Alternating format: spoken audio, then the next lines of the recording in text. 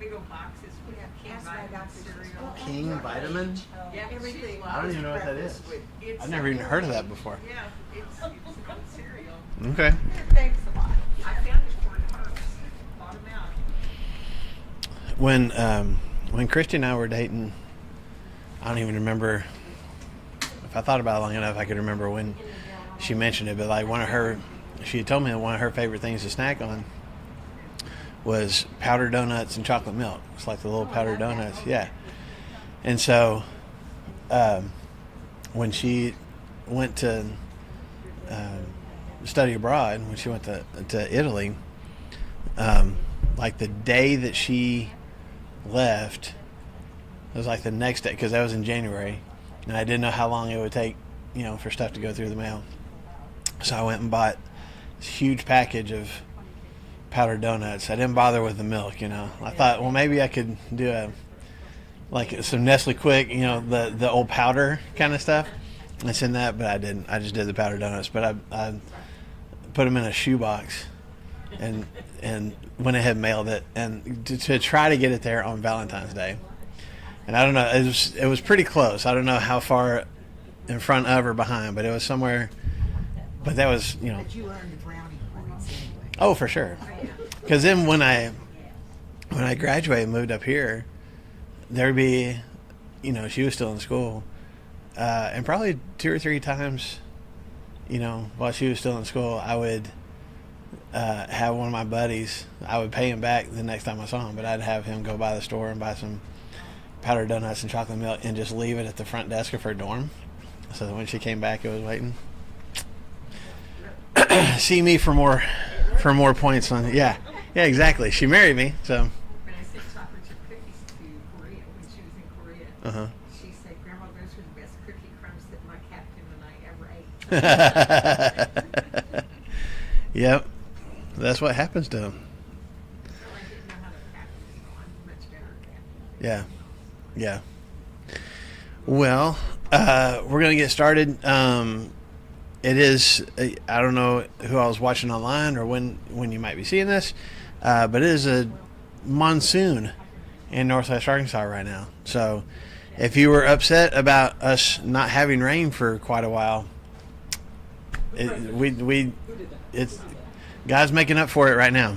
Prior to today's rain, Uh-huh. over the previous 3 days, I've had 11.25 inches of rain at my house. I've emptied out of the rain. Wow, 11 inches total over the last few days. Yeah, it's crazy. You could get 11 inches today, man. It's just coming down right now. So, yeah, exactly. So I'm glad for those of you who chose to get out in it and be here. Thanks for coming this morning. Glad you're here. And I know we got some folks join us online too. So we're in Mark chapter 8. And we're going to finish this up and move into Mark chapter 9 this morning. And we got through most of what we wanted to talk about last week as far as what's commonly referred to as Peter's confession about Jesus, or Peter's acknowledgement about who Jesus really was. And so just kind of some final thoughts that Jesus has about that whole thing before what happens next in chapter 9. And so just to kind of rehash and remind everybody where we left off last week, Jesus has been dealing with and trying to help his disciples, his followers, understand they're not seeing him clearly, and they don't fully understand not just the ability to perform miracles that he has, but also the spiritual truths, of those miracles. And so, one of the ways that he accomplished that was by healing this blind guy, and it taken him 2 times to do that. So we talked about how, it wasn't a lack of power on Jesus' part. It wasn't a lack of faith on the guy's part that he healed. It was just the fact that Jesus, I feel like Jesus was trying to teach a lesson to his disciples. You guys aren't seeing me clearly. Let me continue to have contact and interaction with you guys, let you continue to experience my presence. Okay, now you're starting to see, hopefully, a little more clearly. So then here's in the middle, or right after that miracle, or the second attempt at that miracle, then Jesus asks his disciples a question: "Who do you think that I am?" They, say all these different answers, and then Peter finally says, "But I realize that you're the Christ. I realize that you're the Messiah." And so it seems like, at least in that moment, that things are becoming a little bit more clear for the disciples. And then, if y'all remember last week, what's almost the next thing that happens after Peter makes this confession, after Peter says definitively, "I believe that you are the Christ, you are the Messiah," what's the next thing that happens? We talked about last week.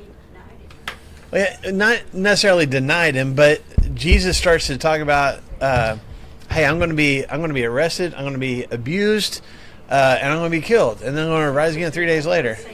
Yeah, and Peter's like, "Hey, let's not be saying those kinds of things." I know exactly who you are, but who you say you are, that's not right. Right. That's not right. I know who you are supposed to be better than you know who you are. Yeah. Obviously, you don't have the understanding of the Messiah, Jesus, so let me explain it to you. Let me give you some insight from God. Yeah. And Jesus' response to that was "Get behind me." And he tells Peter, you don't have the things of God on your mind. You have the things of men on your mind. Which is a very, just really blunt. Pointed. Yeah, pointed kind of statement towards Peter, right? And that's where we left off last week. So hopefully everybody's caught up. But we talked about how Jesus kind of has this conversation with his disciples on the side. Hey, here's what's going to happen to me. And then Peter even takes Jesus aside to rebuke him for what he's saying. And then, Jesus responds to him. And then he kind of switches gears and doesn't limit his comments to just his apostles and just these immediate guys that are standing around him. Because look at what happens next, as we're going to pick up in verse 34. Then he called the crowd to him. So he's been having this conversation off to the side with his disciples and Peter. And then he's like, "Okay, the hundreds of people that have come to see me perform miracles or come to hear me teach, y'all gather around. I got something to say." All right? He calls the crowd to him along with his disciples and says, "If anyone would come after me, he must deny himself and take up his cross and follow me. For whoever wants to save his life will lose it. But whoever loses his life for me and for the gospel will save it. What good is it for a man to gain the whole world yet forfeit his soul? Or what can a man give in exchange for his soul? If anyone is ashamed of me and my words in this adulterous and sinful generation, the Son of Man will be ashamed of him when he comes in his Father's glory with the holy angels." So, I don't know, immediate reactions to what Jesus says here. What jumps out at you as we listen to the rain coming down? Oh, that's good. What jumps out at you about what Jesus' response here is as he gathers his whole crowd around? He's been having this private conversation about his own identity and his role and what his kingdom is going to look like and all those things. He is reprimanded by Peter and ends up reprimanding Peter, in response. And then he gathers this whole crowd around. So imagine yourselves, this kind of, maybe you're not part of the inner circle, but you've been following this guy, Jesus. You've seen the miracles. You kind of heard the teaching and stuff.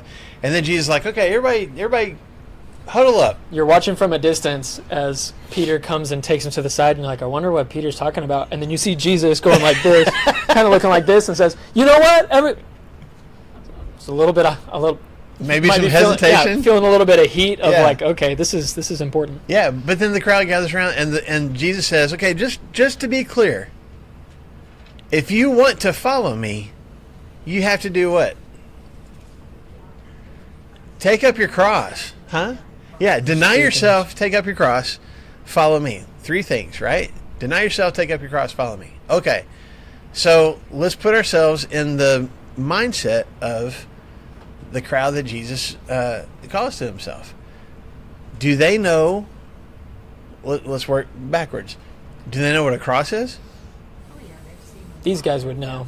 crucifixion. Okay, it's not an uncommon thing. It didn't happen on a daily basis, but it's not an uncommon thing in the Roman Empire to see somebody crucified. Did people have personal crosses in their closet or something like that they would take out on a regular basis to take out their cross? Like, is Jesus like saying, hey, you know that cross that you have back there? Take it out. Just, dust it off just a little bit. Yeah. Well, yeah.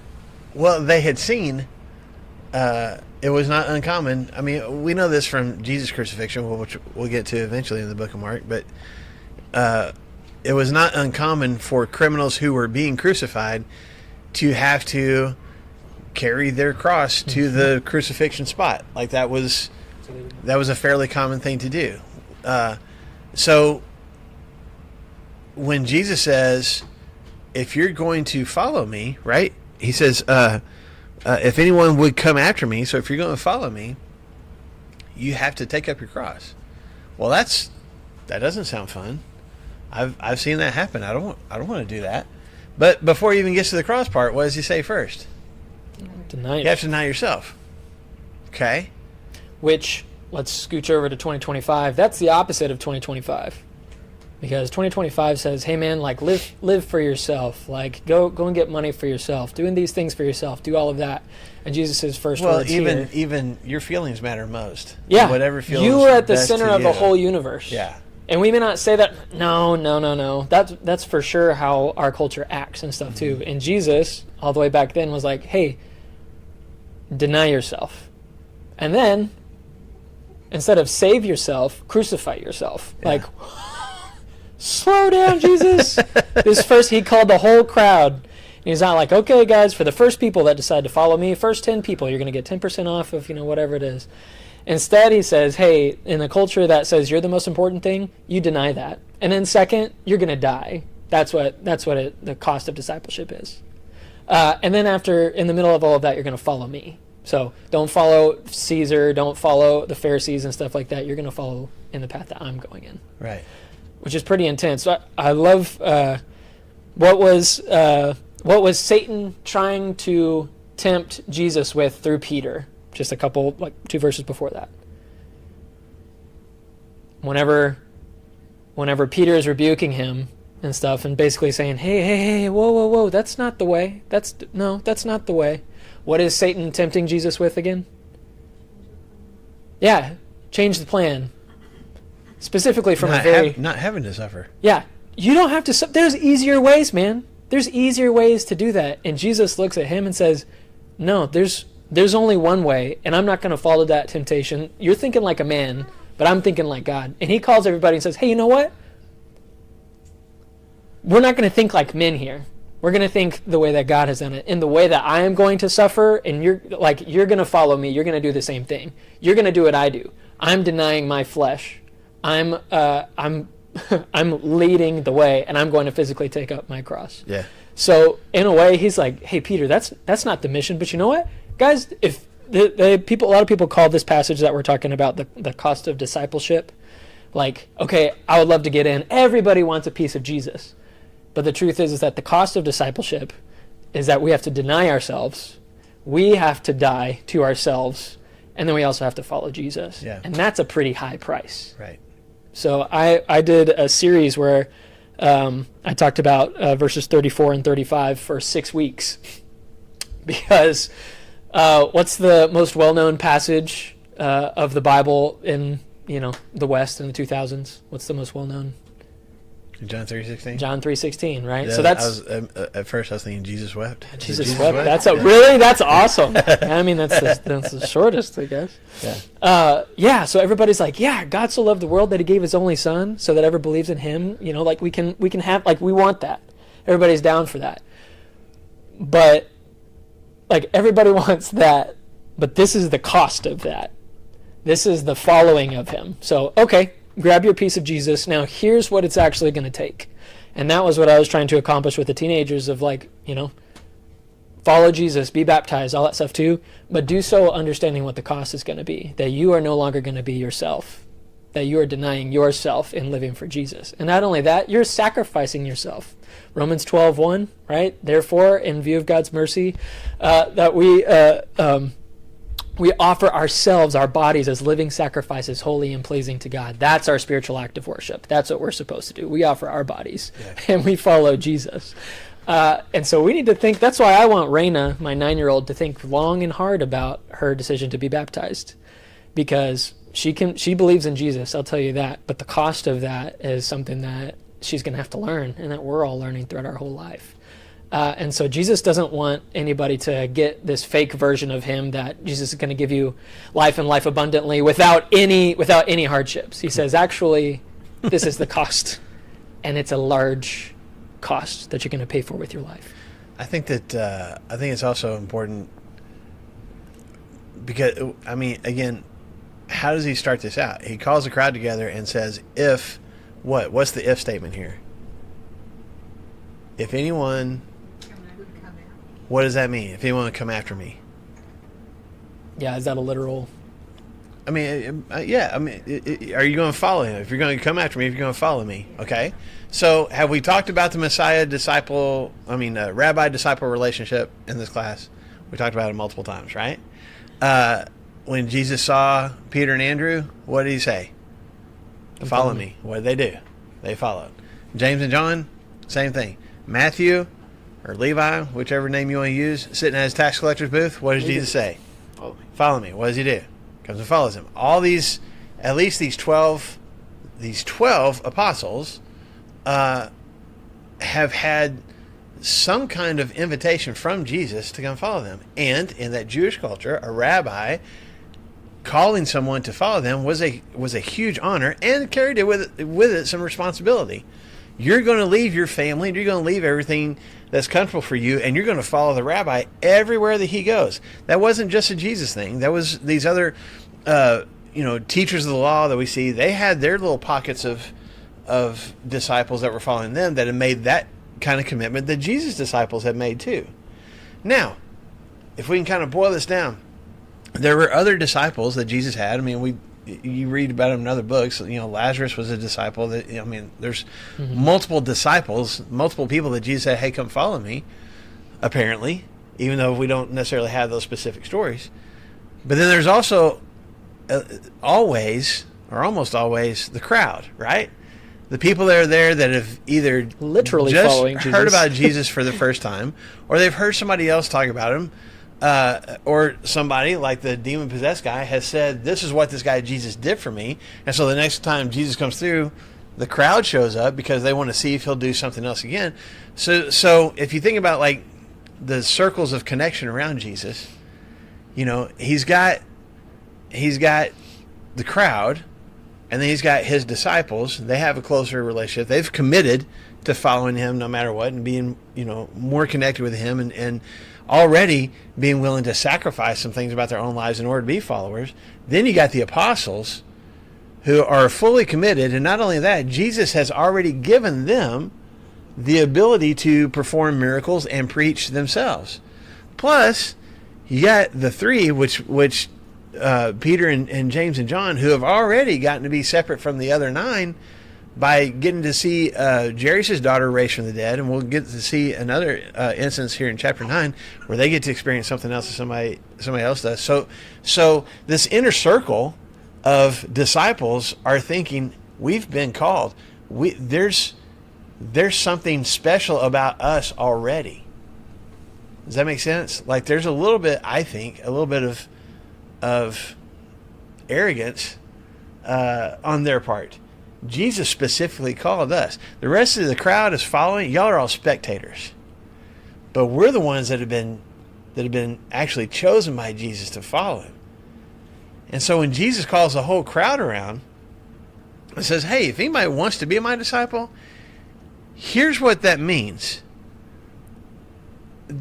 I think there's part of it where he's not just open. It's not just an open invitation to everybody in the crowd to do this. There's also kind of he's kind of calling out, I guess, his own disciples and going without pointing his finger at it and go, "Did you guys not realize the commitment that's required here?" No, I don't think they did. I don't think which goes along with what we've been talking about through all of chapter 8, right? Watch out for the yeast of the Pharisees and Herod. Bread. We don't have any bread. That's not Lunch. what I'm talking about. I've fed people and you had leftovers, right? Right. You understand what that means? No. No. Okay. I'm going to heal this blind guy, but he's not going to see clearly. But then I'm going to spend some more time with him and have a more intimate connection with him. He's going to see clearly. You know what? You're the Messiah. You're the chosen one. You're the Christ. You're the one that's been prophesied about. Yes, I am. Yes, I am. Don't you guys tell anybody else that. Y'all are the inner circle. Don't tell anybody else that. But I'm going to tell you guys something. Here in a short amount of time, I'm going to be mistreated in an awful way and killed. And then I'm going to rise again. Oh, I don't like that. No. That's not right. And it's not even just that they don't like it. Like, they don't understand it. No. Even though they said it plainly. They're like, what's the metaphor here? What's the... and of course Peter is like, no, that's not going to happen, because that doesn't make sense. That's not what the Messiah is supposed to look like. That's not what's supposed to happen to the Messiah. The Messiah is all powerful. The Messiah is going to be the one that inflicts pain and suffering on other people in the name of God, so that God's kingdom can be established. And Jesus is like, you're just not getting it. And so Jesus calls a whole crowd together. If you want to be a disciple, if you want to follow this rabbi, here's what that looks like. And without saying it out loud, Jesus is telling his disciples, do a little self-check here. He's holding the mirror up in front of him. Am I describing you? Are you denying yourself? Are you taking up your cross? Are you willing to follow me? I just said that I have to be mistreated and killed. And disciples do everything that their rabbi does. So if I'm going to be mistreated and killed, what does that mean for my disciples? They're going to have to be mistreated and killed, or at least be willing to. Which, give the disciples a little bit of credit here, because I think through the work of the Holy Spirit, that's exactly what happens to almost all of these guys. Peter specifically, who just got rebuked, he's going to be executed via cross, but he chooses to traditionally be hung upside down on his cross. Mm-hmm. So that he takes that literally, and that actually happens. Not to mention all the other disciples dying, not easy deaths, but brutal, terrifying, skewered, melted, burned, stoned, everything. Yeah. Drug by bulls and stuff like that. That's the kind of life that actually happens, but I think that's through the Holy Spirit. Yes. Finally revealing that stuff. Yes, but again, this all of chapter 8 kind of fits together, even this part of the conversation that Jesus is having with the crowd, okay? I don't think that he's recruiting more disciples here. I think that he's like, hey, if even some of you in the crowd were kind of wishing that I would look at you and go, hey, come follow me, you need to understand what that means. And these guys have been with me, at least a year probably to this point. I don't think they've still figured that out. So I'm telling plainly, right, that I'm going to die. Let me say plainly again, you're going to have to deny yourself. You're going to take up your cross. You're going to have to follow even the places that sometimes you don't want to go, if you're going to follow me. But it's okay, because, as he says at the end, what good is it if I have everything that I want in life and yet lose my soul? What have I gained? I gained a really successful short life. Right? Don't you think the crowd, in their lack of understanding, thought he literally meant to follow him like the disciples did around the countryside? For sure. Yeah, absolutely. Yeah, but even with the follow part, what does he say before the follow part? First thing I got to do is what? Deny myself. Okay. Well, that makes sense, I guess, because disciples deny themselves. They let go of what they want to do and what their life plan was to go follow this rabbi. Okay, I think I can do that.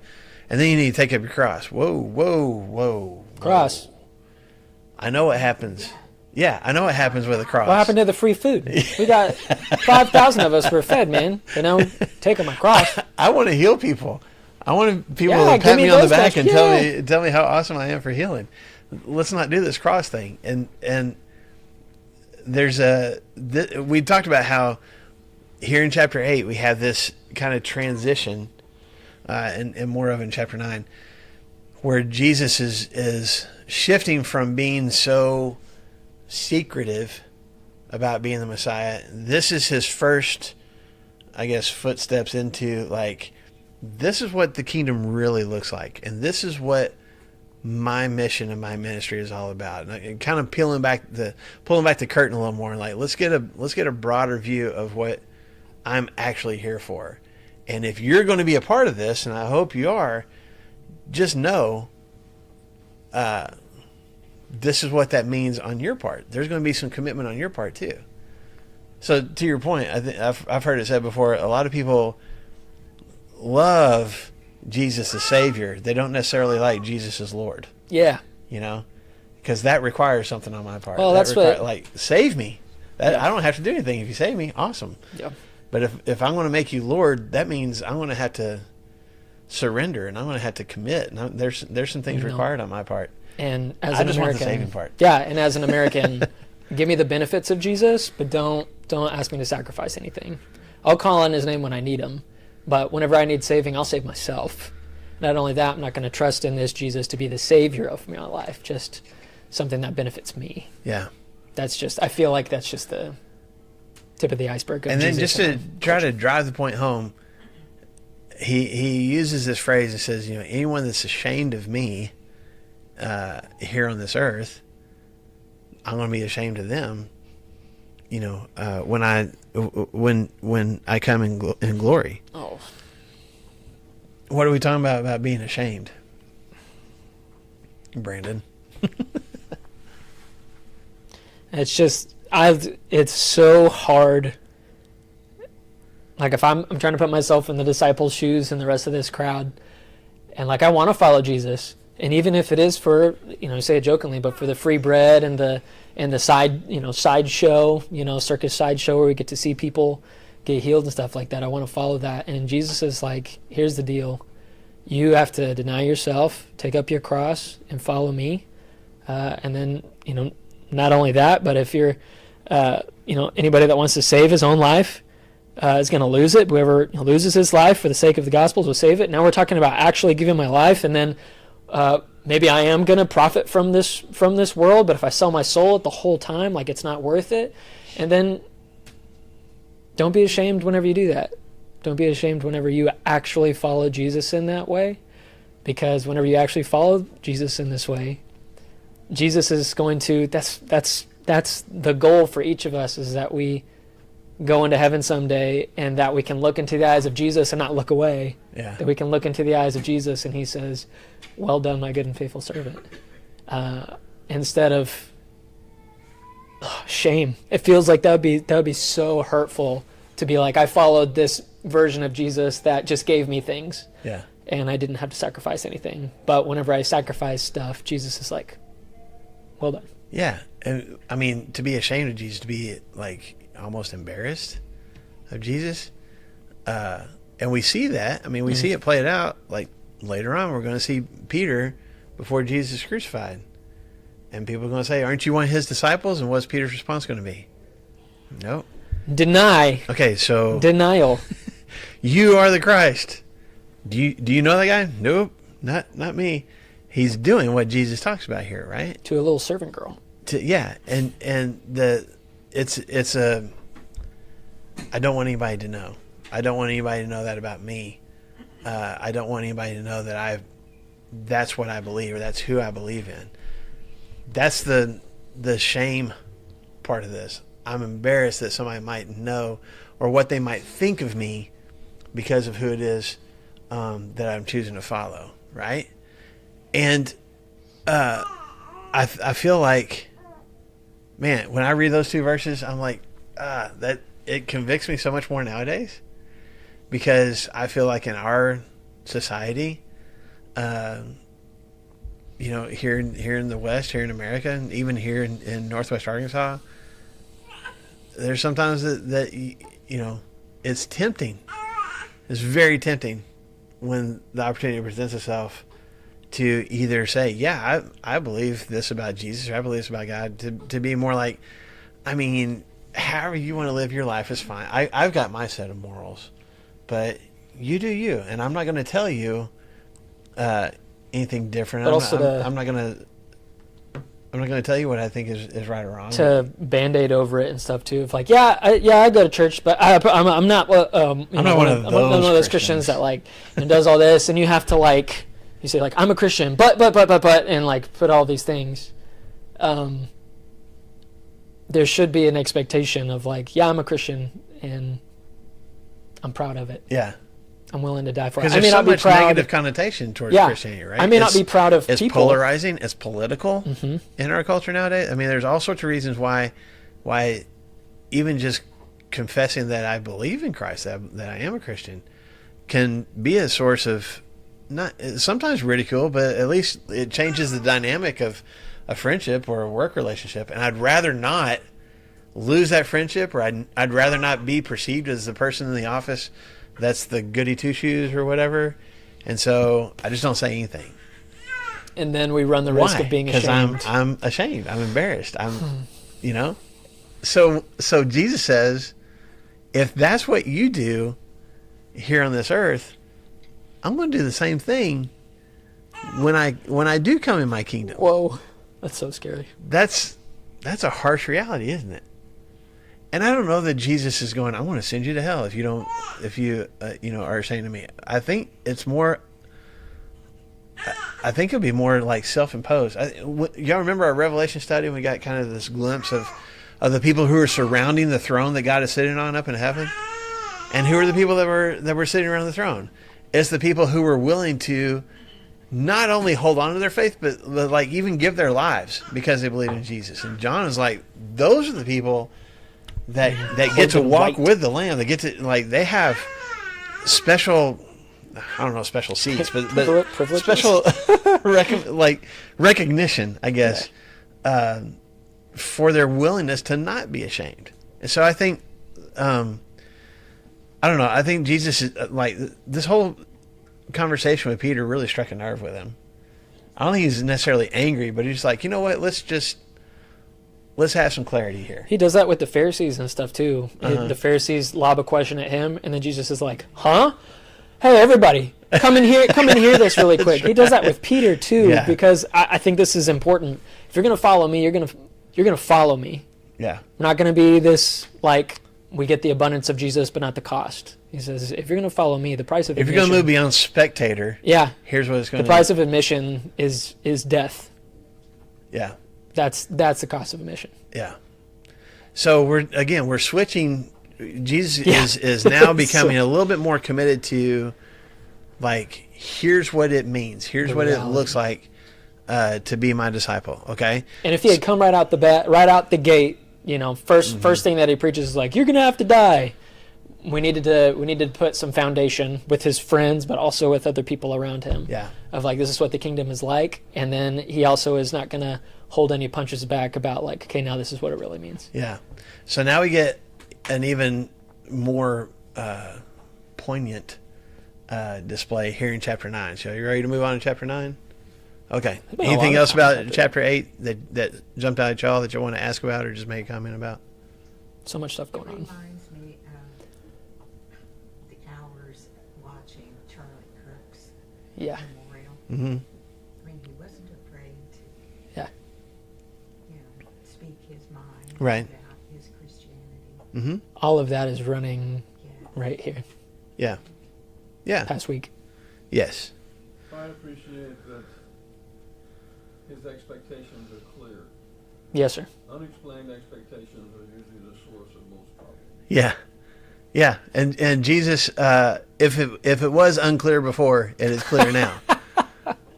But I think it's, to your point, I think it's necessary for Jesus in this moment. Okay, my apostles believe that I am the Messiah.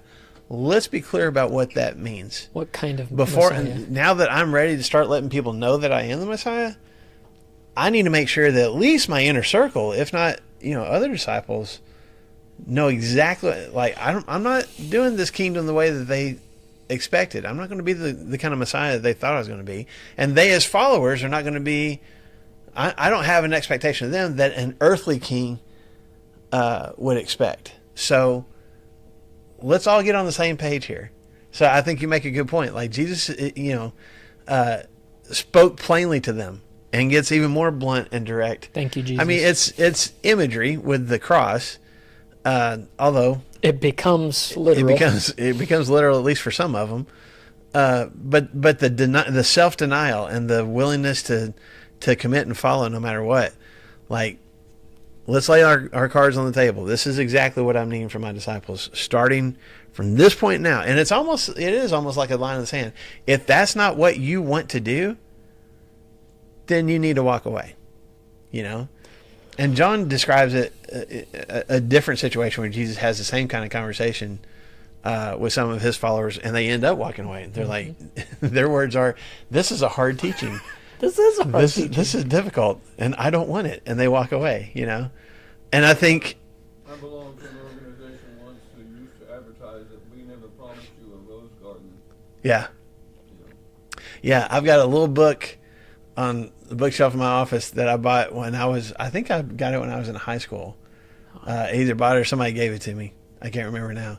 But it said, it was a Christian book that said, "I never promised you a hot tub." Like Rose Garden a little bit, Yeah. or better. Yeah, but the same kind of concept. Like, I'm not promising you ease. I'm not promising you. And I'm not calling anybody out. There are preachers who preach that, though, right? If you pray the right prayers and do things a certain way, you're going to have the most blessed life ever. That's never been Jesus' message. Matter of fact, Jesus preached the exact opposite. Your life is going to be forfeit.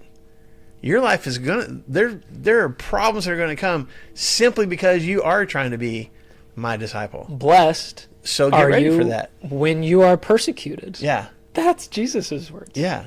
In this world, you will have trouble. People will hate you because of your faith. But that's okay. That's why, Raina Dodd, and all of her beauty and her small but big faith as a 9-year-old, like, I want to make sure that she understands aspects of this. Not that she is gonna, die for her faith and stuff like that, but like, she believes in Jesus. But I want to let her know that, like, that has some great consequences, and that comes at great cost, which is the cost of discipleship. That's why we sit and talk about, like, it's great to receive the blessing and the forgiveness of Jesus Christ, but that comes with a cost at the end. And it's very easy to grab hold of the cross and say, "God, here's all of my sins." But just like you said, for Raina to say, "Jesus, you are the Lord of my life, and I will sacrifice myself because of that," that is a different conversation. And Jesus is not trying to scare people here Right. either. He's not like, "Let me scare off my followers," although it probably worked. It probably did scare some people off. He's not trying to drive anybody away, but it's just like, let's be clear. Yeah. And if this is not what you want to commit to, then this may not be the following for you. Okay? So, verse 1 of chapter 9 kind of still follows the end of chapter 8 here. When he says, "He said to them, I tell you the truth, some who are standing here will not taste death before they see the kingdom of God come with power."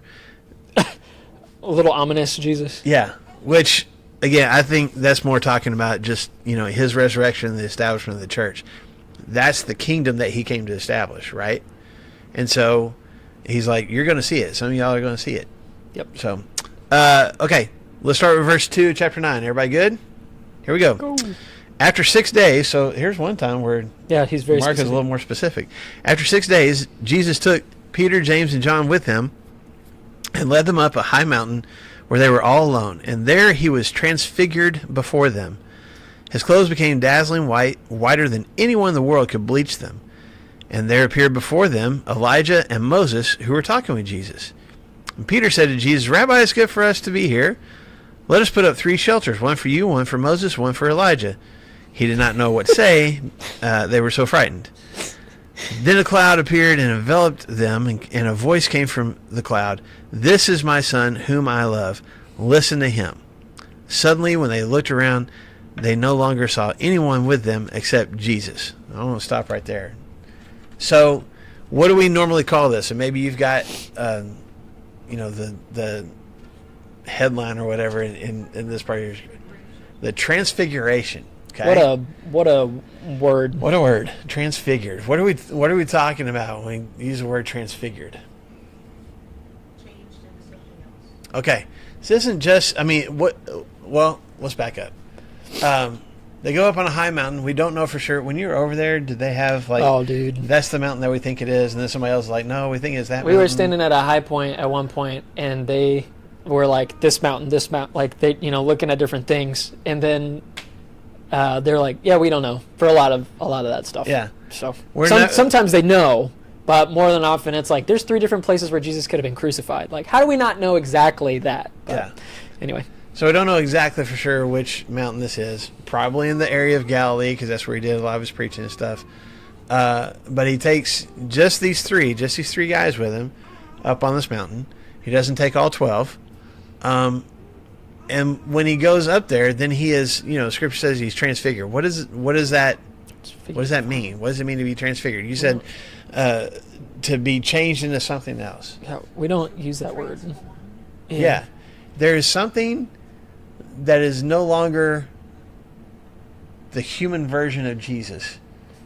But still kind of the human Yeah. form of Jesus. But the word there, the Greek word, does mean something that is that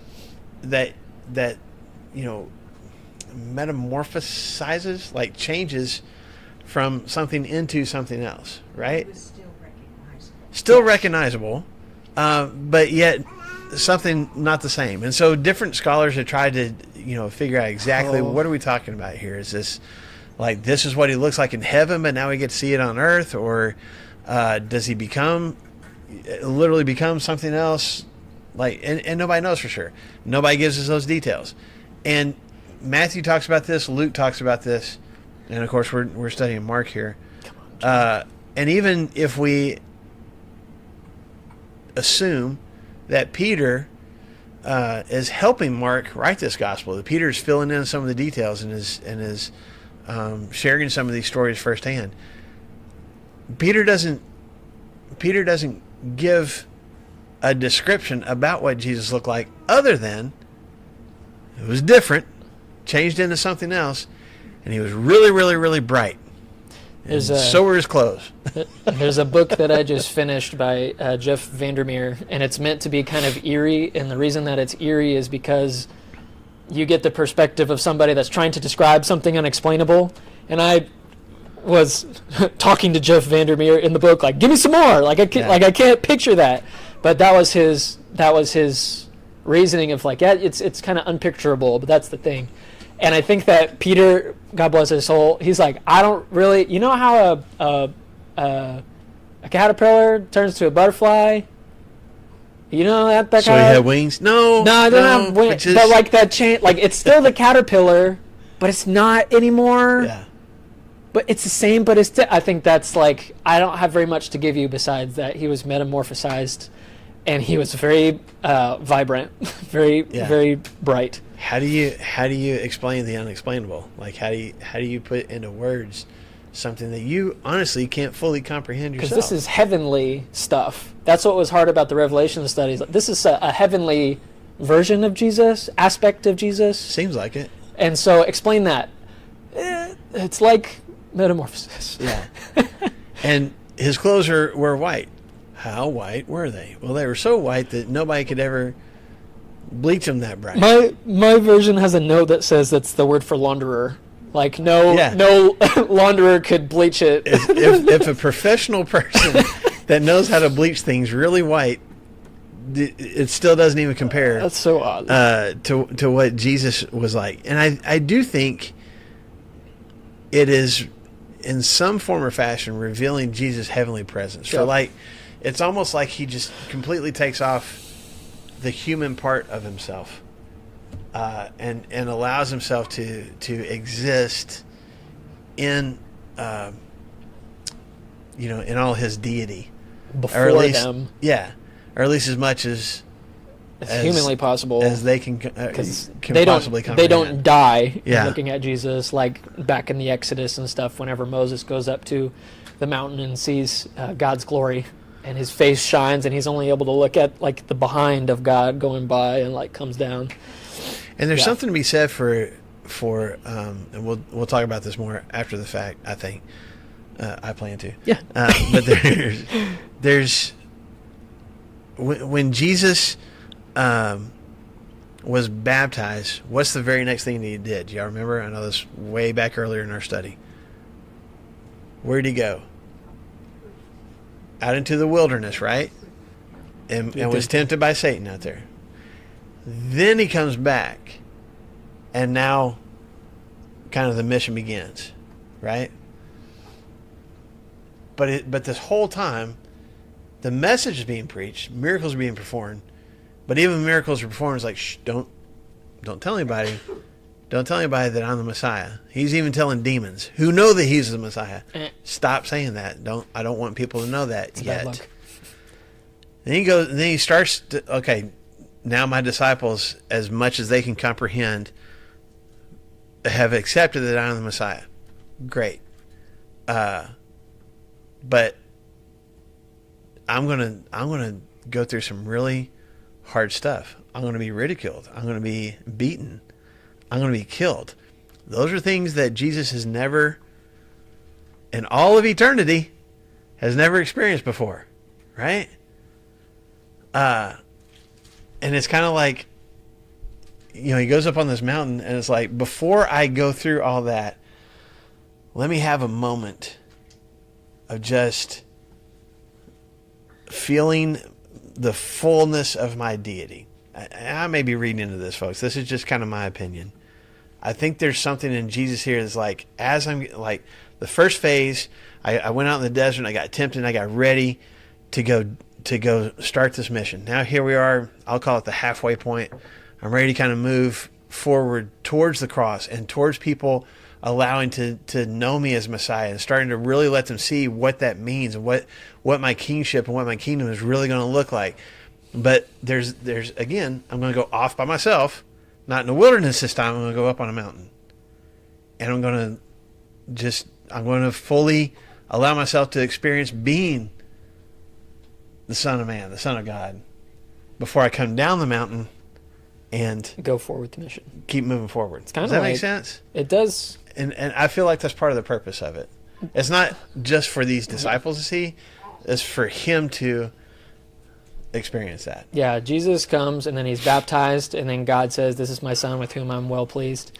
And then he goes off and is tempted and begins his ministry. Here, Jesus reveals to his disciples who he really is, tells it to them plainly, goes up on the mountain and has this transfigured moment that is filled with lots of different things, comes down, and then again we have another word from God.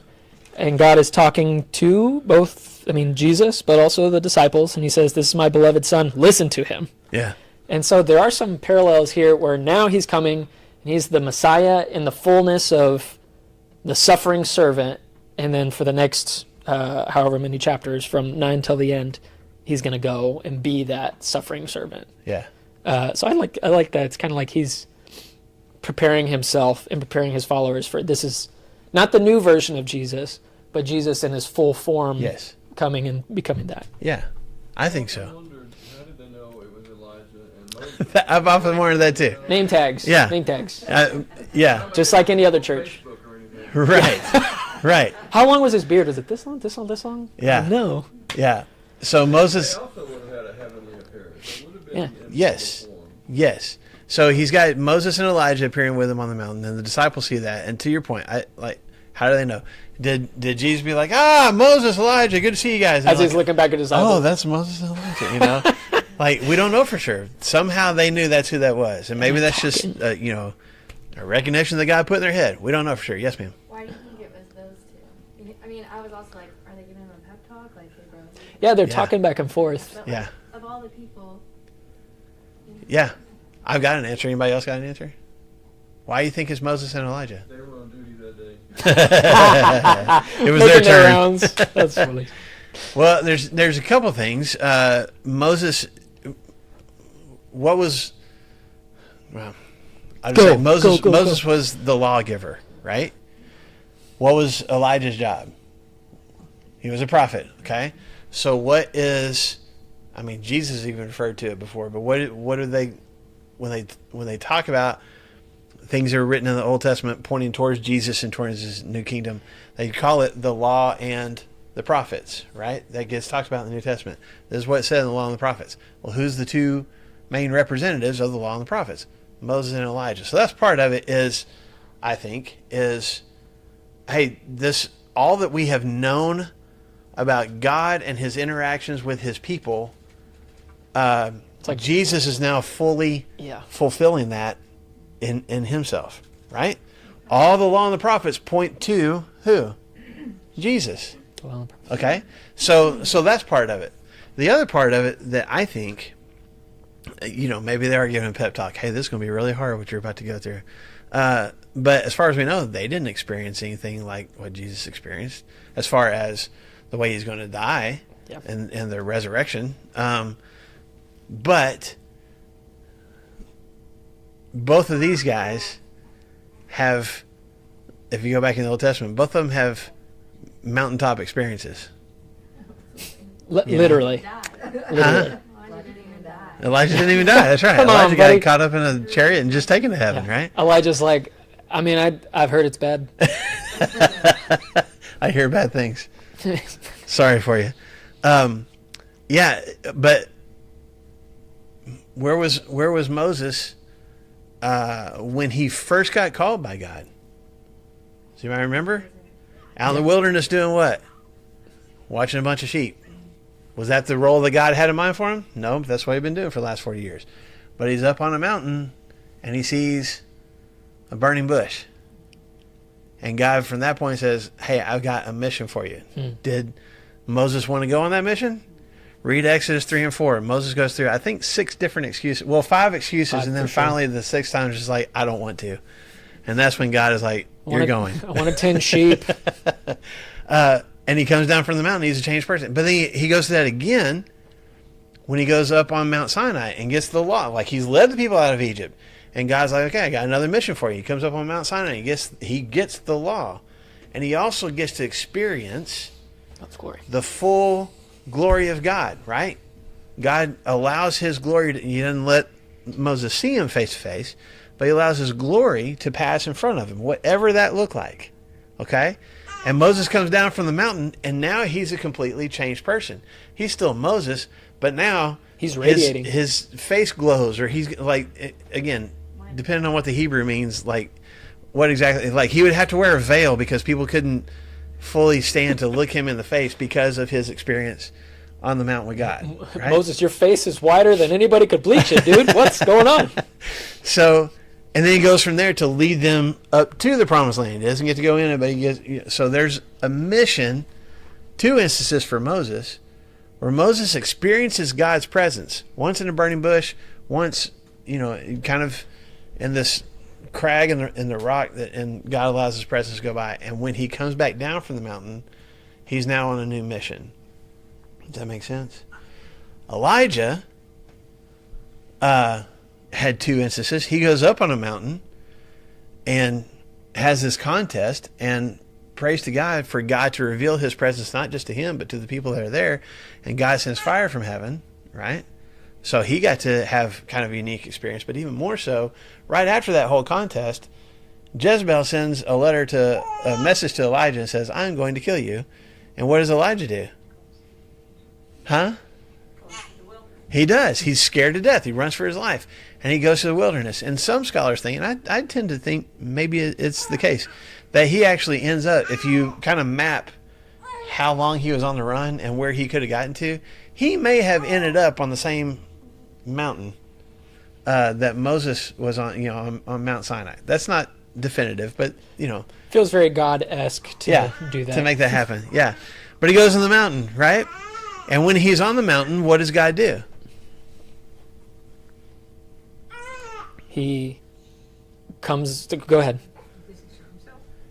He reveals his presence. He sends, what was the first one? Fire? No, sends wind. Wind, fire, earthquake? Wind, earthquake, fire? Earthquake. Earthquake, wind, fire? I can't remember which one it is. I had to go back and Earth, look. wind, fire. Yeah, Earth, Wind, and Fire. Earth, That's wind, right. fire, water. We'll get the disco band that's going here.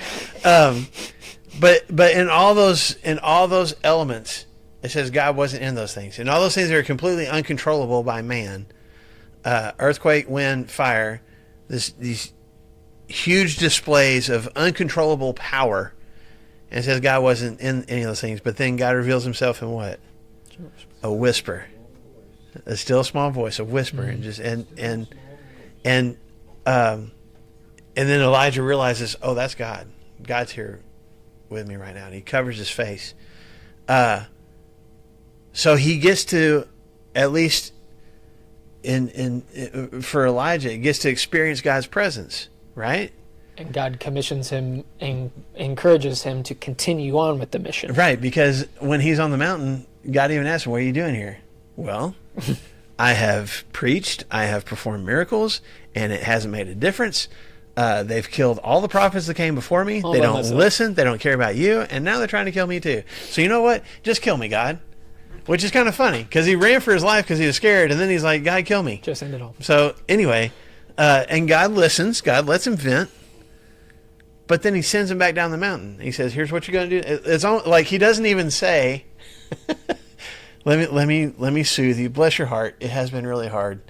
Or even some reassuring things. He just says, okay, here's your next job. You're going to go anoint this guy. He's going to be the next king of Aram. You're going to go anoint this guy. He's going to be the next king of Israel. You're going to go get a guy named Elisha, and you're going to mentor him to take your place.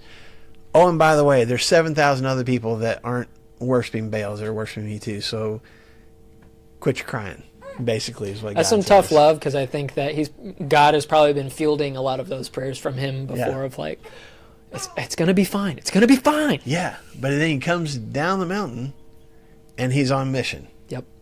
Okay?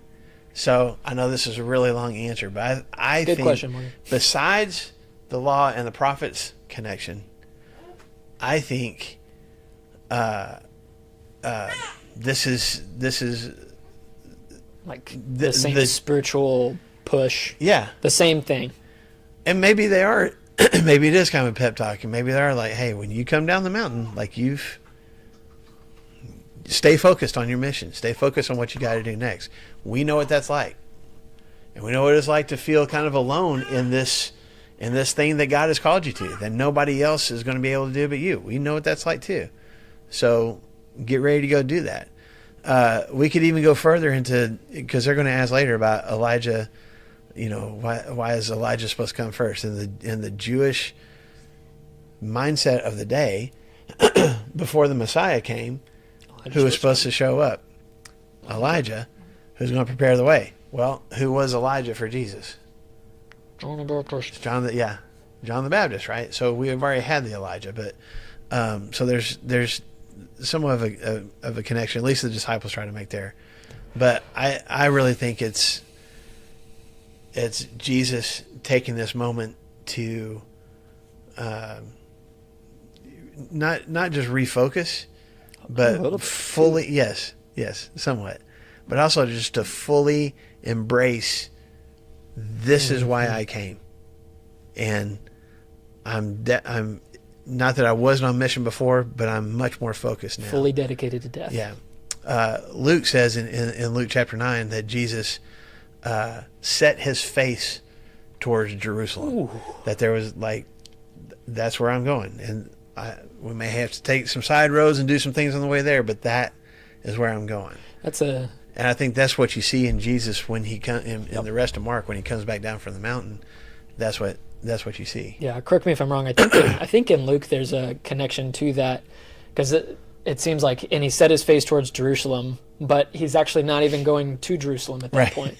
But it's always in chapter 9, and it's not until like chapter 22 when he like gets arrested going and to goes Jerusalem. to the cross. Yeah, but it's because that's the mission. No matter where Jesus is going, he knows that he is going to this. He is going to deny himself, to take up his cross, and to walk a path that we are also expected to walk. Yeah. And so when he sets his face on Jerusalem, he might not even be going there, but he's going there. Yeah. Like, that's the mission no matter what, is that his life will end in Jerusalem. And it's a way even to show these three disciples, this is what I've been talking about. This is the ultimate fulfillment of what I have been talking about. of what is required of people in my kingdom, I'm going to set the tone. I'm going to set the example. I want to move forward in spite of these difficult circumstances, knowing that other people have had to do that as well. And I wish that the Transfiguration story kind of stopped there, because it was like, oh wow, that's amazing. But then Peter's gonna. Yeah, but we're out of time this morning, so we'll just we'll put a bookmark here. But just spoiler alert for next week. It's one of my favorite things about Peter. There's multiple things I enjoy about Peter, but this story in particular, where Peter's like, hey, you know what? It's good we're here. Need some tents. Yeah, we can set them up. We can build some stuff. That's what we can do. So I got to do something with my hands, Jesus, because I don't know what's happening right now. Yeah. So we'll talk more about that next week. Okay. The mistakes are relatable, aren't they? Oh my goodness, man. I love Peter so much. He's one of my favorites. All right, thank you guys. Try to stay dry today. See y'all It looks next like we've week. got a moment of reprieve, if I can. Yeah. I'm not sure. Yeah. Yeah, it's probably. Yeah. You know, see if it's even raining right now. I was gonna It say, says it's run thunderstorm to your right cars now. right now. Run! I'm not driving, Ellen. Oh, that's hilarious. I'm surprised we had so many people here today, actually. I was thinking I we were know. going to have about half. I So. figured we'd be by ourselves, just you and me, talking to a wall. Yeah. Almost died on the way here. Okay. Tesla drove by and literally right here across from Theta Field, like so much water. I was like, I can't. And in front of me was a white car, so I really couldn't see anything. But the Tesla's like, I'm just driving, man.